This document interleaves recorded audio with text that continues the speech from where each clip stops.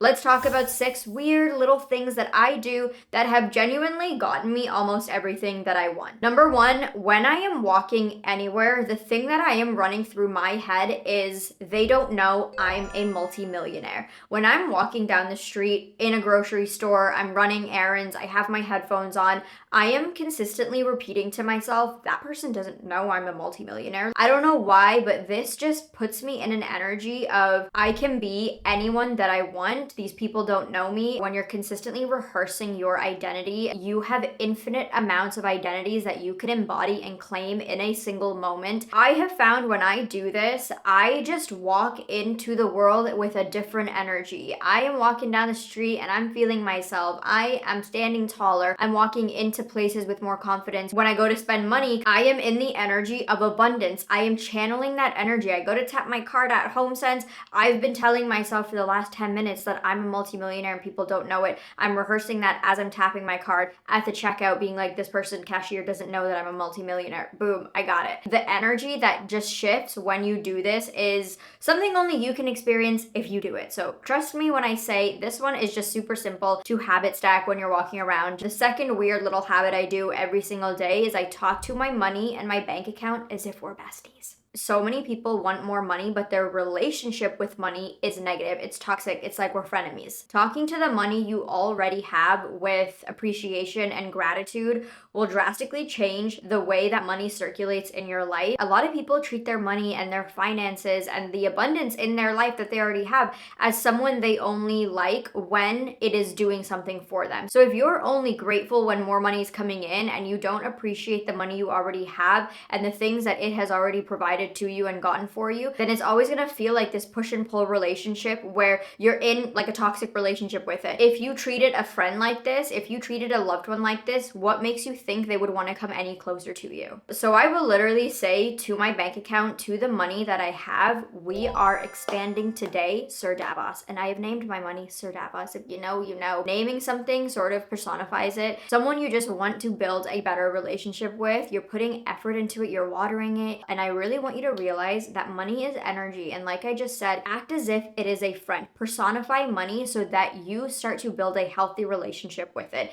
If you always think about money and immediately start to feel on edge, reactive, scared, anxious, frustrated, stressed, those are all signs that you're in scarcity and that you're bracing for it to leave. Those are all emotions that you would feel if you're in a toxic, not so great relationship. If you're always thinking about someone and then getting anxious and resentful and bitter and scared, speaking to your money and your bank account warmly and softly will start to regulate your nervous system into a positive space, into a healthy relationship with money, so that when you think of it and you interact with it, you are not constantly feeling like your life is about to end and crumble. Third weird habit goes off of the second one, which is I bless my bills. So I take number 2 a step further and I actively bless the bills that come into my life, because each bill that I get is giving me something in return. So when I go to pay my $165 phone bill, I am now getting connected to my parents, my loved ones, my friends, my family. I'm able to now speak to my parents every single day. I don't live with them. My mom lives in a different country. The default energy behind a bill is lack, right? So when you get a bill, instantly it is triggering scarcity and lack, which causes contraction. And in contracted energy, we simply cannot open our fists to receive anything else. The running theme under all of the first 3 that we've just talked about is our nervous system. So I would call this my sort of woo adjacent tool that I use in order to make sure my nervous system is in check every single day. And I use this device from Pulsetto. Comfortably just sort of like nuzzles on your neck and works your vagus nerve. And if you didn't know, which I've talked about in other videos, your vagus nerve is basically that off switch for your stress. And when it is doing its job, your body can come down into baseline and regulation on its own. I've talked about my struggle with anxiety, and it usually happens right before something's about to happen, or there's a change that's occurring. And right now I've just spent a month with my mom and she just left. So I'm feeling a little down and sad and just, a little anxious. So this is just something that I would just add on and stack it up. I have a morning protocol and an evening protocol. I use my device in both because I can habit stack with it, which is just chef's kiss for me. I usually do it about 8 minutes in the morning because that's how long it takes me to do my hypnosis saturation with my affirmations. And then in the evening, I do it for a little longer. So like a 10 to 12-minute session. If I'm not doing my morning protocol or my evening protocol, I just feel tired and I want to skip it, I can just whack this on and it's still bringing my nervous system down. It's unwinding me for the evening. If you don't know, I'm a little bit type B and I can get very lazy. So this is a great device for me. There is a 30-day money back guarantee, so there's really nothing to lose. If you want to check it out for yourself, use my code Vikita10. The link to grab your device is in the description box. And thank you Pulsetto for sponsoring this video. Number 4 is weird, but it works. It's almost too simple, but it works. And that is to just believe that it's working. I just believe that it's always all working. That is it. There is no further explanation needed on that. You will be shocked at when you do this, how fast things actually speed up. Because if you think about it, how much of your day you fill your blank space in your mind with the negative. What could go wrong? The worst case scenario. I always struggle with that. Like I said, I'm anxious leaning, and that's why the tools like the Pulsetto device and my morning and evening anchors and protocols help me, because I have to actively decide that things are working in my life. Having that mental discipline to just decide and believe that it's always all working for you, and you will see how fast things speed up for you. Your belief in something will drive your behavior and the actions that you take. When you believe something is working for you, naturally the actions that you take will be a lot more aligned, and you will keep going even if there's a little bit of doubt or a little fear or things aren't really going well. You'll keep going because you believe that it's always working for you. When you fill your mind with, oh, it's not working, what if this happens, what if this goes wrong, naturally you lose momentum. You're like, okay, yeah, what's the point? You feel like you just want to quit right before there's a breakthrough, because at the end of the day, we all know doubt will kill all momentum. It will kill all success before you even have your feet off the ground. Even if you're the most talented person, your doubt in yourself and the fact that it can work for you will kill it all. Weird habit number 5 is another simple one, another one that you must actively keep yourself conscious with, and that is to not plead or beg for anything. Okay, let me explain. I used to pray like this. Please, God, please, universe, please give me this. Please, I need this. I want this.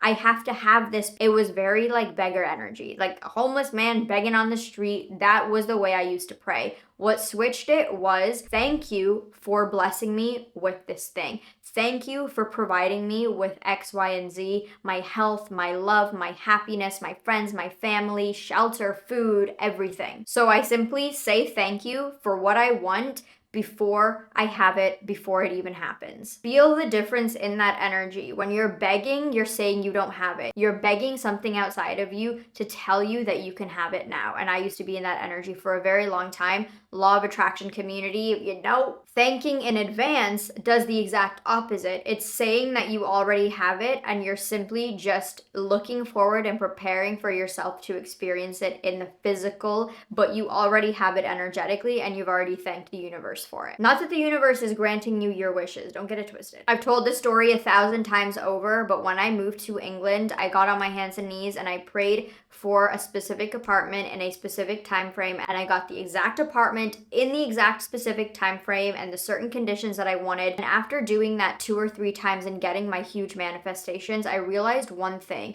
It wasn't that I prayed a specific prayer, it was the energy behind my prayer versus my previous ones when nothing was happening. Previous prayers, begging energy. Please, I need it. God, help me. Waiting for something to grant me the thing. My big manifestations, it was simply, I have this, thank you, I can't wait to see it. Make the switch and you'll see what I'm talking about. And number 6, which can be controversial, some might say conceited, I say genius, you decide, that is to assume whatever room I'm walking into, people want to help me. I call this the expectation effect. I talked about it in this video, but just expecting things to work out for you and expecting people to be kind and supportive and helpful will change the interactions that you have. This is actual psychology. What you expect from a situation will shape how you show up in that situation, therefore shapes what you get back. If you walk into a room expecting to be judged, expecting to be left out, expecting to feel a little like isolated and not fitting in, you will naturally bring your guards up. You will naturally play it a little cool and a little, standoffish, which is what others will feel from you, and that will be the experience that you shape. So before you even get an experience, the one that you're mentally rehearsing is the one that you're gonna get. So you will know from what you're mentally rehearsing before you go into any situation what you're gonna get. If you walk in, you're expecting everybody to be nice and inclusive, warm and supportive, you will naturally go in with open energy. Your heart will be open, your body language will be different, you will be warm. It's genuinely a self-fulfilling prophecy. Remember that you decide what you will experience in here first. So in my life, what I highly recommend is to decide that every single person I meet, every room I walk into, and wherever I go, people are nice, warm, kind, supportive, helpful, and everybody is on my side. I don't make the rules, I just share what works. It literally is as simple as deciding who you are, deciding what you expect, and deciding that it's all already working out for you. I'm gonna love you and leave you with this video. If I don't see you there, I will see you in my next one.